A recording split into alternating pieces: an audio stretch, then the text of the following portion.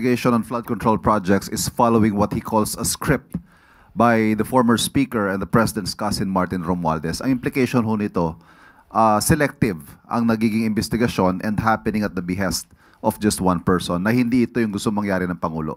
Ano ho ang pahayag ng Malacanang kaugnay sa naging privilege speech ni Senator Escudero? Kung yan po siguro ang kanya napapansin at nakikita, malamang hindi naman din po yan ang napapansin ng iba. Sabi nga po natin, sa ngayon, lahat po ng naituturo, lahat na nababanggit na pangalan, dapat nating i-considera na inosente. They should be presumed innocent until proven guilty. Let us go to where the evidence leads us.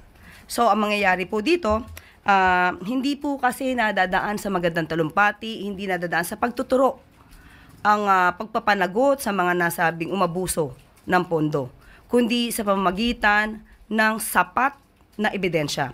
So, ang mga ebidensyang ito, maaari naman pong ibigay sa ICI, at ang ICI naman po ay isang independent commission na maaaring tumingin ng lahat ng mga evidence, facts, records, para matumbok kung sino ang dapat ng panagot.